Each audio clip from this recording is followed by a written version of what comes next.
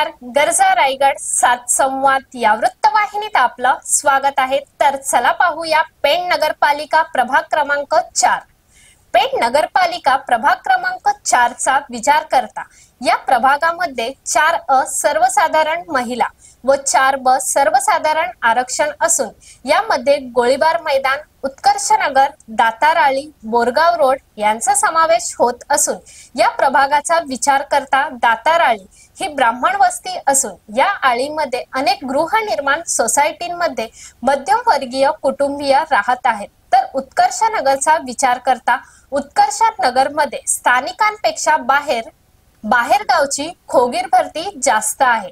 जे स्थानिक आहेत ते पेणच्याच कोणत्या ना कोणत्या आळीतील मंडळी आहेत. तसेच या विभागामध्ये मोठमोठे गृहनिर्माण प्रकल्प झाले असले तरी लोकसंख्या जास्त दिसते, परंतु मतदार नोंदणी खूप कमी आहे.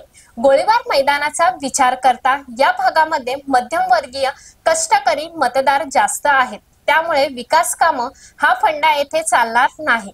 तर दाताराळी वगळता सर्व ठिकाणी लक्ष्मी दर्शनाशिवाय मतदार राजा जागा होणार नाही. कारण या प्रभागाचा विचार करता अनेक विकासाची कामं आजही प्रलंबित आहेत, परंतु या विकासाच्या कामांबाबत येथील मतदार राजाला काहीच पडलेले नाही. कारण काही भाग हा झोपडपट्टी वस्ती आहे. त्यामुळे या भागात फारसे काही विकासाचे आश्वासन देऊनही येथील मतदारावर फरक पडणार नाही. त्यातच माजी नगरसेवक सुहास पाटील व माजी उपनगराध्यक्षा अरुणा पाटील या दाम्पत्यांचे या प्रभागावर नाही म्हटले तरी वर्चस्व आहे. तर गेली 10 वर्ष भूषण कडू या प्रभागात जुळवाजुळव करत आहेत. त्यातच या प्रभागातील झोपडपट्टी विभागामध्ये अनधिकृत घरांचा मुद्दा गाजण्याची शक्यता नाकारता येणार नाही. संभाव्य उमेदवारांचा विचार करता येथे भूषण कडू, सुहास पाटील, अरुणा पाटील, ॲडव्होकेट मंगेश नेने, सागर पवार, सदा पवार, नलिनी पवार, दीपश्री पोटफोडे, विनीता प्रवीण पाटील, दिलीप लाड, श्याम पाटील, कल्याणी संजय वर्तक, प्रकाश पाटील, प्रभाकर शिंगरूत, प्रकाश शिंगरूत, प्रसन्न पोटे, नितीन तांडेल, रणजित झेले, प्रकाश आंद्रे, मनीषा तांडेल, अस्मिता गुरव, अक्षय गायकवाड आदींचा समावेश असणार आहे.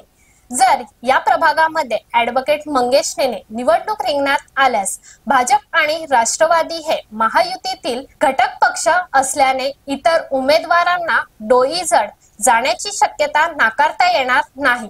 तर सुहास पाटील हे आपले बालेकिल्ला राखण्यासाठी सर्वतोपरी प्रयत्न करतील. गेल्या 15 वर्षाचा विचार करता या प्रभागावर सुहास पाटील यांची पकड मजबूत आहे, परंतु सुहास पाटील कोणत्या पक्षातून अथवा कोणत्या आघाडीमधून उभे राहणार याकडे देखील सर्वांचे लक्ष लागून राहिले आहे.